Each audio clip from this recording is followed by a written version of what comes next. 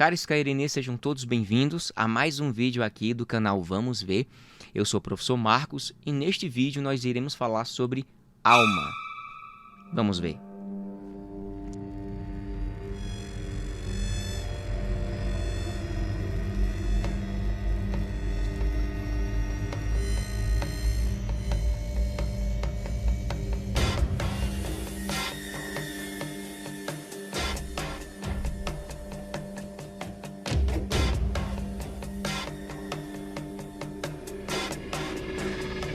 É um enorme prazer estar aqui novamente compartilhando um conteúdo bíblico, teológico, cristão para todos os que são inscritos aqui do canal. E se você não é inscrito ainda no nosso canal, eu peço que você clique aí abaixo, não custa nada, não paga nada, e você ajuda o nosso canal a desenvolver mais conteúdos aqui como este, entre outros. Então, sem perca de tempo, nós iremos falar sobre alma. Então, primariamente, antes da minha pessoa falar sobre alma penada, alma que fica vagando, se a alma é mortal ou imortal, e tantos outros questionamentos que se fazem atualmente. Existem algumas teorias sobre a alma, existe o pensamento de que o ser humano é uma alma, contém uma alma, não é alma nem nada, não é nada. Existe pensamento cético, acredita no monismo filosófico, em que o ser humano é apenas uma unidade e acabou, e não tem mais nada e fim de papo. Eu não sou desse pensamento. Existem aqueles que acreditam que o ser humano é uma alma, ou seja, quando a Bíblia diz que a alma que pecar, essa morrerá, eles tentam entender literalmente como está ali e infelizmente, ao meu ver, pecam porque ali é uma figura de linguagem. Existem muitas figuras de linguagens, muitos sinônimos para o ser humano. Então, uma delas é a alma.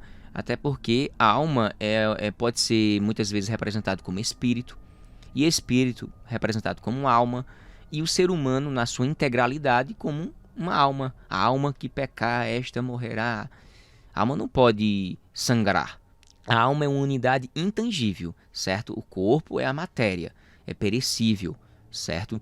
Então, existem pelo menos 3 posicionamentos biblicamente, teologicamente, que eu não vou explorar eles, a ideia não é esse, mas para que você possa compreender, e se você não compreende, pesquisa aí na internet, tem muita coisa que fala sobre o pré-existencialismo. A teoria do pré-existencialismo acredita que, de alguma forma, as almas elas passaram a existir antes da criação do ser humano. Antes de que Deus criasse o homem e a mulher, a alma já existia. E até o próprio Platão, ele defendia essa tese de que a alma ela coexistia com Deus. Então ela existia antes do corpo, de forma geral. Eu não comungo desse princípio, do pré-existencialismo, dessa teoria. E existe uma segunda teoria que fala sobre o criacionismo, que diz que o próprio Deus ele cria uma nova alma a partir da fecundação, né? A questão do homem e a mulher, quando vão ter uma criança, e existe a fecundação, o espermatozoide ele fecunda ali o óvulo da mulher, e ali o próprio Deus ele cria uma nova alma. Esse é o segundo posicionamento. Eu não comungo desse pensamento. Em terceiro ponto, temos o traducionismo, que parte da perspectiva de que Deus ele capacitou o homem e a mulher, ambos, de produzirem, de criarem, de terem uma criança e ela nascer de forma completa. Então, Deus deu essa capacidade ao ser humano, outorgou ao ser humano a capacidade de criar um ser completo, com corpo, alma e espírito. Como dizemos, um ser tricotômico. Então, eu comungo dessa ideia, dessa perspectiva teológica, de que o ser humano ele já é dotado dessa capacidade que Deus já deu a Adão e Eva. Então, não tem por que pensar que Deus todo o tempo vai criar uma alma ali quando tem uma fecundação, ou de que a alma existia muito antes da criação do homem e da mulher. Daria para entender que a alma ela é eterna. E nós temos que entender uma coisa que eu acho que eu nunca vi ninguém falar em livros, nem aqui no YouTube, de que eu comungo do princípio seguinte, de que Deus é eterno, pronto. quem comunga da eternidade é a triunidade. Só quem tem a eternidade é Deus. Ponto final. A eternidade, a imortalidade é Deus. Eternidade vem antes. Imortalidade vem em segundo plano. Então Deus é eterno por natureza. Nenhum ser humano abaixo de Deus, abaixo da Trindade, ele é eterno. Ponto final. Compreendeu até aí? Agora nós temos um segundo ponto. Deus cria as coisas. Pronto, aí tudo que ele cria, ele não é eterno. Tudo que Deus cria não é eterno. Porque somente quem é eterno é Deus. O Pai, o Filho e o Espírito Santo, assim compreendemos. Então, a eternidade ela está antes. Em segundo ponto, nós temos Deus criar os anjos, seres intangíveis, que podem se materializar também. Os demônios em si não são eternos, são imortais. Ponto final. Deus cria a matéria. A matéria é perecível. Ela se destrói, ela se corrompe, ela acaba, ela se altera. A minha carne ela vai ser destruída. Ela é eterna? Não. Ela é imortal? Não. Entendeu até aí? Então nós estamos vendo os níveis. Eternidade somente a triunidade. Imortalidade os anjos. Quem tem alma, quem tem espírito. O ser humano tem alma, tem espírito. Né? Se você é dicotômico, você acredita que a alma é o espírito e que o espírito é a alma. A parte imaterial. Respeito sua posição. Eu sou mais tricotômico. Ou talvez penso como uma unidade psicossomática, o homem, de forma geral. E terceiro ponto, não é eterno, não é imortal, mas é finito. A carne, a matéria. Então, quando a Bíblia diz, não era nem para eu entrar nesse quesito agora. Vamos lá, eu acho que é Mateus, capítulo 10, 10 e 38 de Mateus.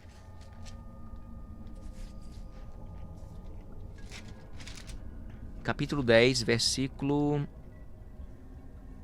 28. Olha só o que diz. Não temais os que matam o corpo. Ou seja, o corpo não é imortal. Não é eterno. Pode matar o corpo? Pode. Por quê? Porque ele é matéria. Ponto final. E não pode matar a alma. O ser humano, ele não pode matar a alma porque ela é intangível. Ela é imortal. Aqui não precisaria de uma exegese profunda. Aqui não precisaria se recorrer a nenhum outro recurso. Apenas entender, né, a questão do que o texto está mostrando. Nessa primeira linha, ó, não temais. Você não precisa temer. Quem? A Deus? Não, esse aí não. Aos homens? Sim. Não temais os que matam o corpo. Ou seja, não tente ficar com medo, temer, os que só conseguem alcançar o seu corpo. Porque eles conseguem, eles podem te matar, eles podem te destruir. Atirou em você, te afogou, esfaqueou, acabou-se. Mata um corpo. E não pode matar a alma. Então, não fique preocupado, não venha temer aqueles que só conseguem atingir o seu corpo material, mas não conseguem de nenhuma forma matar a alma. Por que não consegue matar a alma? Porque ela é imortal. Porque se alguém pensasse que a alma fosse mortal, o texto diria assim: não tem mais os que matam o corpo e também conseguem matar a alma. Certo? Aqui ponto e vírgula. Vou retomar. Não tema, não tenha medo, não se preocupe com os que matam o corpo e não podem, não tem autorização, não tem poder para matar a alma. Por que não pode matar a alma? Se a alma dorme, se a alma ela é mortal, aqui deveria ter uma cláusula dizendo assim: a alma pode ser morta sim. Ela é mortal sim. Só que aí tem a segunda parte do versículo. Aqui é o ponto A, vamos para o ponto B. temei, o homem, o ser humano, ele é finito, não é infinito. O homem não é eterno, porque eu falei nesse instante, eternidade, imortalidade e mortalidade. Eternidade só quem tem é Deus, certo? E toda a imortalidade também. Segundo, quando cria os anjos e tudo o que há nesse mundo são coisas que são perecíveis, mas são imortais. O que é imortal? Os anjos, os arcanjos, os serafins, os querubins, os demônios que se transformaram em demônios, não são eternos, são imortais. Ah, imortal é o que mesmo? Que não podem morrer por nenhum ser humano e nem por eles mesmos, porque tem alguém que está antes deles. Tem que se obedecer a essa hierarquia. Você vai compreender agora. Isso significa também que eles não podem ser destruídos? Não. Ah, então eles podem morrer? Não. Eles não podem morrer. Eles são imortais. A palavra do Senhor no Antigo e Novo Testamento é bem claro, é bem incisiva sobre isso. Os seres humanos, as criações de Deus são imortais. Ponto final. Porém, quem é dono da imortalidade completa é Deus e da eternidade somente Deus. Ponto final. O ser humano, carne, fenece, se destrói, se dissipa, está na terra, passou algumas semanas, dias, meses, já era, acabou. Certo? Você não tema, seres humanos, você, eu, vamos colocar extraterrestres, diabo, seres diabólicos, seja o que for, o que você acreditar aí no campo intangível, certo? Que não pode se tocar, ok? Você não tema os que conseguem apenas matar o corpo, a matéria, mas eles não conseguem matar a alma. A alma é imortal, tá bom? Segundo ponto, parte B. Temei, no primeiro ponto você não precisa temer. Não precisa temer porque seja anjos, seja demônios e seja seres humanos ou animais ou tudo que Deus criou, podem matar o teu corpo. Somente o teu corpo, mas não a tua alma.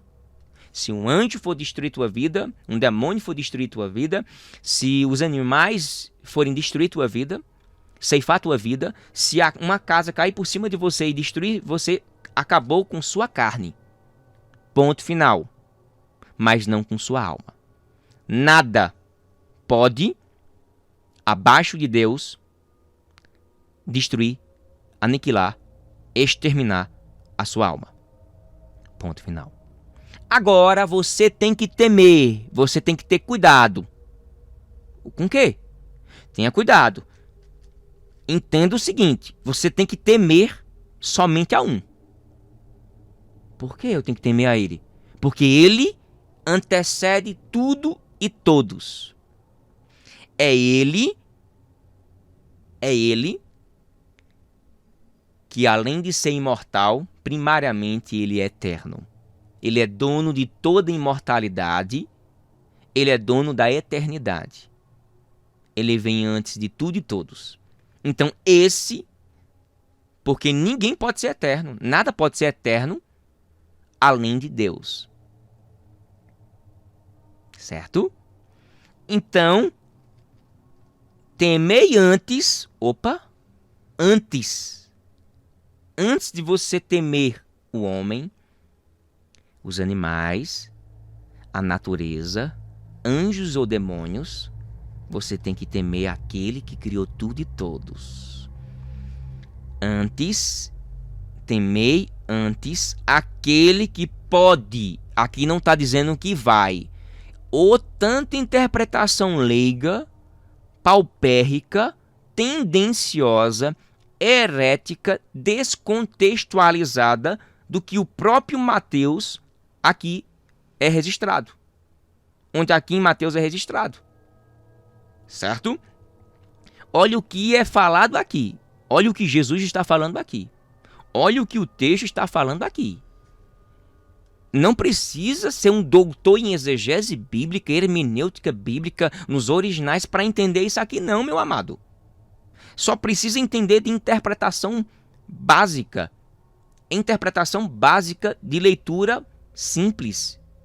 É o que o texto está mostrando. Seja em português, seja nos originais em grego. Tanto faz um como o outro. Tá bom? Olha só. Temei antes aquele que pode, não vai. Entendeu a lógica? Temei antes aquele que pode. Não está dizendo que Deus vai destruir, aniquilar a alma. Ele pode sim. Temei antes aquele que pode fazer perecer. Perecer sim, destruir. Aniquilar. Exterminar e nunca mais existir. Ele pode perecer até no inferno, tanto a alma como o corpo. Quer dizer que se tivesse aqui somente o corpo, subentenderia que Deus é incapaz de destruir uma obra sua. De que ele não teria todo o poder. Afinal, tu crê que o teu Deus tem todo o poder? Sim ou não? Sim, né? Então, se ele tem todo o poder, tudo que ele cria, ele pode destruir. A não ser que você ache que não consiga. Então, nós temos que entender que existem regras. O ser humano, ele é imortal, não pode morrer. Certo? Ninguém abaixo de Deus pode destruir a minha alma. Eu não posso morrer. A minha alma, ela é imortal. Ponto final. Até porque a Bíblia deixa bem claro. Uns vão para o sofrimento eterno e outros para o gozo eterno. A mesma ideia ali de eternidade tanto é para quem vai para o inferno, para o lago de enxofre, eternamente, como aquele também que vai para o paraíso, para o gozo eterno com Deus. Que eu acharia muito injusto e acho muito injusto alguém pensar que é mais vantajoso acreditar na aniquilação da alma, do que propriamente um tormento eterno.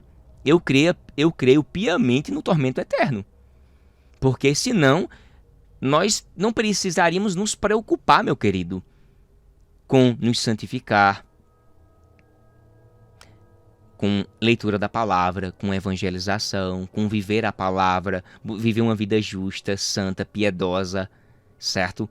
Amar o próximo, perdoar o próximo, não cometer atrocidades, porque se minha alma vai ser destruída, não vai ter esse negócio de sofrimento eterno, então eu posso pintar, bordar, fazer o que for. Pintar e bordar é um modo de dizer destruir, não estou nem aí, por quê? Porque no final das tantas, no final das contas, no final eu não vou ficar em tormento eterno. Eu simplesmente, porque Deus é muito bondoso e Ele é muito amoroso. Eu vou exterminar vocês, aniquilar vocês, porque para vocês não sofrerem tanto, tá bom? Então eu vou fazer isso, eu vou quebrar esse galho para vocês. Tu acha que isso adiantaria? Tu acha que isso não minimizaria, de fato, a preocupação de viver uma vida toda buscando a presença de Deus? Isso é um problema. Desculpa se você tem 1001 versículo bíblico descontextualizado do Antigo e do Novo Testamento para tentar apoiar seu ponto de vista, porque eu não creio. Eu não creio nessa lógica, tá bom? Porque a gente sabe que tem versículos bíblicos de várias perspectivas, né? Na perspectiva de quem acredita que a alma é mortal, que a alma é imortal e de que não existe nem alma, só para você ter uma ideia. Então, existe de que o ser humano, ou seja, tem de tudo que você menos imagina para apoiar. Ela tem várias possibilidades interpretativas, porque se não fosse assim, não existiriam hereges, seitas, entende? Que distorcem dia após dia as Sagradas Escrituras. Mas o ponto de vista que eu penso de que Jesus apoiou, que os discípulos apoiaram, que os apóstolos pregaram, é de que eu e você temos que ter muito medo do tormento eterno. Do tormento eterno. O próprio Jesus falou mais no inferno do que nos céus. Por que Jesus falou tanto nos evangelhos, mais no inferno do que no céu? Por que será o motivo? A preocupação dele para com a minha e a tua alma. Entende? Então essa questão aqui, fique clara, que fique bem objetiva. Eu não ia nem falar essa questão aqui. Então, ó, antes temei aquele que pode fazer perecer no inferno tanto a alma como o corpo. O corpo agora está aqui. A minha alma, ela vai para o paraíso. Se eu não vai ser esperado o julgamento final ainda para eu ir para o paraíso. Certo? Quando Jesus voltar é outra coisa.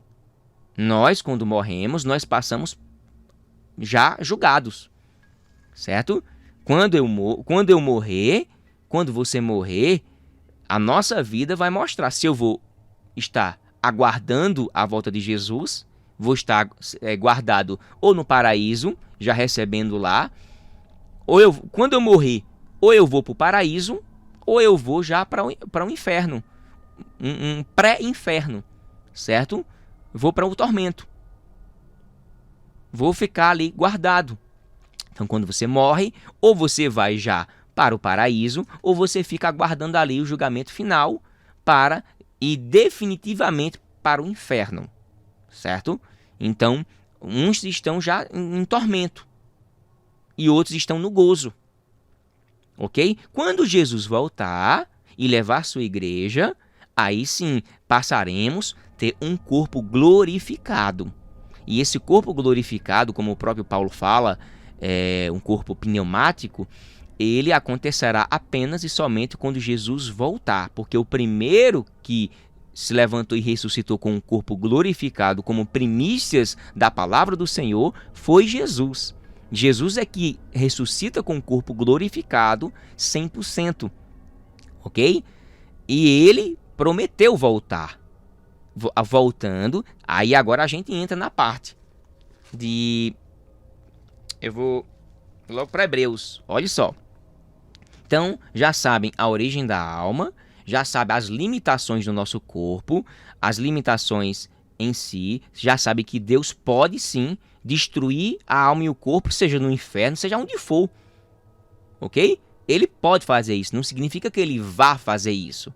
Então as pessoas confundem muito isso. Então a Bíblia diz assim, depois da morte segue-se ao juízo. Hebreus 9:27 diz assim, e assim como aos homens está ordenado morrer uma só vez, vindo depois disso o juízo. O que é que o escritor aos Hebreus está falando aqui? Certo? Se você não sabe quem foi o escritor aos Hebreus, eu tenho aqui uma playlist só sobre Hebreus. Um estudo de mais de 2 horas que eu fiz. O pastor Samuel, o presbítero Samuel, me convidou no Clube da Bíblia para falar sobre Hebreus. E eu falo lá sobre quem foi o escritor aos Hebreus. Ok? Então, o que acontece? Aqui está dizendo que uma só vez. Ah, Marquinhos, e não tem exceção não? Não existe nenhuma exceção não? Tem. Pelo menos 2 exceções em relação ao que é falado aqui.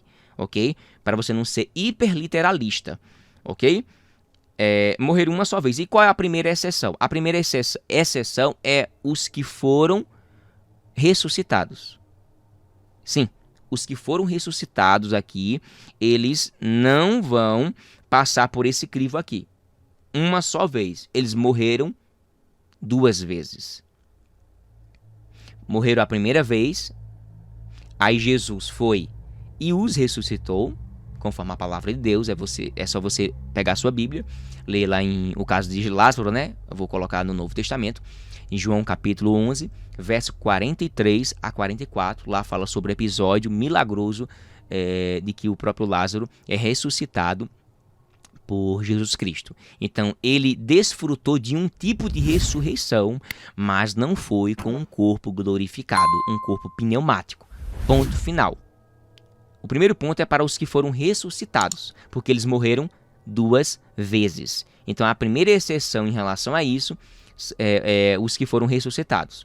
E a segunda exceção que não se aplica a esse texto aqui e esse contexto é as pessoas que não viram a morte, os que não morreram e não morrerão. Exatamente, os que não morreram no passado e os que não morrerão no futuro. Isso, não entendeu? Os que não morreram, segundo 2 episódios do Antigo Testamento, a gente pode ver o episódio de Enoque e o episódio de Elias. Abra sua Bíblia em Gênesis capítulo 5, verso 24, e você vai ver o episódio de Enoque, que foi arrebatado. Tanto o próprio Enoque como Elias, em 2 Reis, capítulo 2, verso 11, fala que os dois não viram a morte, ok? Então, se eles não viram a morte, simplesmente não poderão morrer uma única vez. Então, eles não morreram. Então, essas duas exceções é o que eu estou trazendo para vocês. Os que foram ressuscitados, ou seja, morreram 2 vezes, e os que não morreram, ou seja, que nunca viram a morte e nunca verão. Como assim? Eu sou pré-tribulacionista, não sou mido ou pós-tribulacionista. Se eu não fosse pré-tribulacionista, eu entraria mais num meso-tribulacionismo e não no pós-tribulacionismo. Não, eu não consigo crer nesse terceiro ponto de vista, mas no primeiro, no máximo no segundo, ok? Mas esse ponto aqui é um outro ponto teológico que eu quero tratar aqui. Então, como eu sou pré-tribulacionista, eu acredito que quando Jesus voltar, ele vai arrebatar uns, certo? E outros não. Quem estiver preparado, como igreja em Cristo, vai subir com Cristo. Então, aonde é que está escrito isso? Vamos lá para Tessalonicenses, capítulo 4, versículo 17. 1 Tessalonicenses, capítulo 4, versículo 16 em diante, diz o seguinte: Porquanto o Senhor mesmo, dada a sua palavra de ordem, ouvida a voz do arcanjo e ressoada a trombeta de Deus, descerá dos céus. Futuro. É o que Paulo está falando aos Tessalonicenses, certo? Naquela perspectiva, ali, como é que será a volta de Jesus? Vai ser assim. Vamos imaginar que seja hoje. Vai acontecer o seguinte: o Senhor mesmo dará a sua palavra de ordem, ouvida a voz do arcanjo, e ressoará a trombeta de Deus, e descerá dos céus, e os mortos em Cristo ressuscitarão primeiro. Os mortos do Antigo Testamento até o Novo Testamento e até os dias de hoje, nessa perspectiva agora, que morreram em Cristo, vão ressuscitar primeiro. E primeiro. Aí ele diz, depois dessa ressurreição, Paulo fala na perspectiva dele, se Jesus viesse hoje, eles vivos, ali, nós, os vivos, ou seja, quem ficar vivo, ele está falando na perspectiva dele, então nós, os que ficarmos vivos, seremos arrebatados juntamente com eles, com todos aqueles que morreram em Cristo Jesus. Então Paulo está dizendo que ninguém vai morrer. Então nesse quesito, quem for arrebatado não vai morrer, não vai ver a morte. Entende? E ficaremos entre as nuvens para o encontro do Senhor nos ares. E assim estaremos para sempre com o Senhor. Consolai-vos, pois, uns aos outros com estas palavras. Uma vez que Jesus resgatou a igreja, simplesmente nunca mais ela pertencerá a esse mundo, somente a Cristo. Então, por isso que ficaremos com Ele eternamente, para sempre. Por isso que a gente tem que consolar uns aos outros. Então, partindo desse pressuposto, você já sabe sobre a questão da alma. Então, aqui não abre espaço para alma penada. Não. Alma que fica vagando. Alma que fica pedindo reza. Minha gente, isso é de uma mitologia portuguesa. Isso foi inserido nessa cultura, na nossa cultura brasileira e entre outras culturas. São lendas mitológicas portuguesas. E a Igreja Católica, infelizmente, eu conheço muita gente que acredita ainda, diz, fulano está pedindo reza, eu vi fulano cicrano. Então aí tenha cuidado, que a Bíblia diz, que o Espírito expressamente diz que no final dos tempos, muitos apostatarão da fé, dando ouvidos a espíritos enganadores e a doutrinas de demônios. Paulo fala isso a Timóteo. E isso é um fato. Muita gente tem dado ouvidos a demônios, a espíritos que se passam por parentes próximos. E eu conheço muita gente aqui na minha cidade que era bom ateus falar com essas pessoas. Diz, olha, ela falou desse jeitinho, assim, falou tudo, detalhes, não sei o quê. Eu acredito que quem mais deveria evangelizar os ateus são pessoas que trabalham com essas coisas.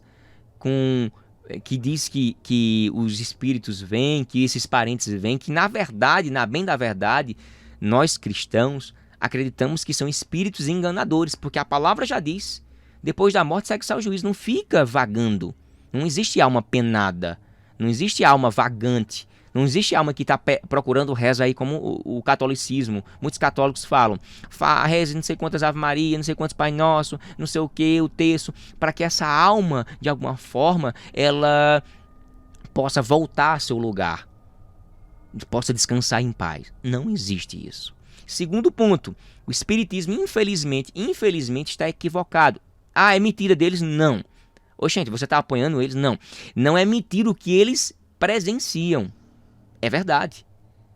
Muitas pessoas entram em transe, muitos espíritos falam com essas pessoas, mas não são espíritos, almas desencarnadas, almas que saíram do corpo e ficam vagando e entrando no corpo das pessoas. Não são isso. Mas eles acreditam, os espíritos enganam eles. Esse é o problema. Aí o que acontece? É tão cirúrgico o que eles falam, que eu conheço gente assim, Marquinho, só minha mãe me conhecia e falou detalhadamente. Eu disse, eu sei disso. Por que você não acredita nisso? Porque você só sabe uma parte da verdade. Você não está sabendo a verdade por completo. E qual é essa verdade por completo? É o seguinte, que aí eu expliquei esses textos bíblicos e a pessoa ficou um pouco confusa. E no momento de um transe, eu só disse assim, fale só essa expressão 3 vezes e você vai ver no instantezinho o espírito diabólico sumir. Aí ela disse, qual? O sangue de Jesus tem poder. O sangue de Jesus tem poder. O sangue de Jesus tem poder. Você fala essa palavra com autoridade. The blood of Jesus. Pode falar também que ele entende, certo? Então o sangue de Jesus tem poder de verdade. E o inimigo sabe disso. Os demônios sabem disso, entendem isso. Então cortou. A pessoa estava fazendo um contato novamente com espíritos desencarnados, com espíritos vagantes, dizendo eles, né, o espírito ali, simplesmente aquela pessoa falou isso e a pessoa não conseguiu. Se aconteceu alguma coisa aqui, ele falou baixinho assim, o sangue de Jesus tem poder, o sangue de Jesus tem poder. Simplesmente não conseguiu. Depois a pessoa veio falar comigo e disse, olha, bem que você falou que era espírito diabólico. Eu não quero nunca mais ter contato com esse pessoal com mesa branca, redonda, sei lá, um monte de coisa que tem, né? Então, os espíritas são sinceros no que estão vendo. Eu não estou desacreditando do que eles veem. Eu desacredito no que eles acham ser. Os espíritos são espíritos que enganam, mentirosos, não são almas de ninguém que fica encarnando e desencarnando, não. O que existe é ressurreição e não reencarnação, tá bom? Você tem uma identidade, a nossa identidade é única, você é importante, eu sou importante, Deus nos criou dotado com uma forma única no mundo. Até gêmeos não são idênticos, suas digitais são diferentes, não existe essa história. Tá bom? São teses. Ficar nesse ciclo vicioso de reencarnações, eu tenho aqui bem uns 10 vídeos falando sobre espiritismo. Só um tem mais de 1.400 visualizações. O Brasil tem mais de 4 milhões de espíritas e eu não vejo ninguém preocupado em evangelizando eles, certo? Agora eu peço para vocês, se você for espírita, evangelize ateus. Tragam eles para o seu vínculo e mostre o que vocês veem. A minha visão a visão bíblica é errado, é pecado, certo? Invocar espíritos, isso são demônios. Não vem um espírito de um ser, de um parente próximo, mas uma entidade diabólica. Por isso no meu canal aqui, eu publiquei esses vídeos. O primeiro falando sobre fantasma no cemitério velho, fiz até uma montagem para distrair, né? Uma coisa diferente para o canal. E o segundo vídeo foi uma experiência, umas 3 ou 4 experiências que eu tive na minha infância, que alguns alunos do segundo ano A pediram para que eu viesse relatar em vídeos. Tá aí 3 vídeos. O primeiro acessível para todo mundo, o segundo somente para quem entende de informática, que só é clicar no link, e o terceiro para aquelas pessoas mais curiosas que foram descer afinco como encontrar o terceiro vídeo, que tá aí. Ponto final. E até um 4º ou 5º vídeo posso estar escondidos nos meus vídeos. Então o que acontece? Ali eu mostro o que eu passei, o que meu colega passou, o que outras pessoas passaram. Então não acredite em tudo que você está vendo por aí. Você é um instrumento de Deus. Você pode ser um instrumento de Deus. para salvar vidas. Entende? Não vamos deixar se enganar com essas coisas. Porque tem muita gente que pega uma palavrazinha, aí já adultera. Ah, ele está dormindo, como Jesus falou, usando eufemismos básicos. Quando a pessoa está morta, ela está o quê? Para não assustar a criança, a gente faz o quê? Um eufemismo. No meu primeiro livro, de 2009, eu abordo sobre hipérbole e eufemismos. E o eufemismo básico é dormir. Até hoje a gente usa. Ele dorme no Senhor. Ah, ele está dormindo. Ah, ele está dormindo, é. Porque o aspecto de alguém morto é dormindo. Ou ele fica em pé. Não, ninguém é índio, ser plantado, né? Mas a gente é normal. A gente fica lá, deitadinho. Entendeu? Você não sabia, não? A Chiquinha explicou isso pra gente muito bem. Você sabe por que a gente dorme deitado? Sabe? Pra ir se acostumando com a tumba. Brincadeira. Então, voltando aqui. Não se iluda com tudo que você está lendo. Faça uma análise. Faça um afunilamento. Veja o que é mais lógico biblicamente. Entende? Então, Deus te abençoe, te guarde. Espero que esse vídeo não seja ficar tão longo. Ficou muito longo, eu percebi agora. Então, eu peço mil desculpas, certo? É um estudo, é um aprofundamento da palavra do Senhor, mas de forma sintética e resumida, evidentemente. Então, se você gostou desse conteúdo, eu peço que você deixe o seu like aí. Se você não gostou, deixe o seu dislike. Mas eu peço, compartilhe com aquela pessoa que precisa conhecer um pouquinho da palavra de Deus. Isso vai ajudar ao canal e à propagação da palavra de Deus. Aqui é um canal de evangelismo. São estudos bíblicos que eu preparo com muito carinho, com muito zelo para você. Certo? Então, novamente, muito obrigado pela sua atenção, de ter me aturado até agora, porque esse canal aqui não é de resuminho, não é de segundos, minutos, não. É conteúdo de verdade, não é blá blá blá, não é especulação, é Bíblia, ok? Então, Deus te abençoe e muito obrigado novamente por estar aqui no meu canal. Se você não é inscrito, você já sabe, se inscreva aí, isso fortalece o nosso canal, porque tem muita gente que só vem, gosta de assistir os conteúdos e simplesmente, não, pelo menos, não deixa nem like, não deixa nem comentário, nem se inscreve. Eu fiz uma análise aqui, panorâmica do canal. Acho que 60% de quem assiste os meus vídeos não são inscritos. Isso mesmo. Ou seja, eles gostam de assistir o conteúdo, mas não tem coragem de fazer assim. Aqui, ó. Se inscrever. Só isso. 60% do pessoal aqui que assiste meus vídeos sempre não são inscritos. E somente 40% que são inscritos é que assiste os vídeos. Os outros 60% que não assistem os vídeos é porque o YouTube não direciona para eles. O YouTube está com um problema grave faz muitos anos já.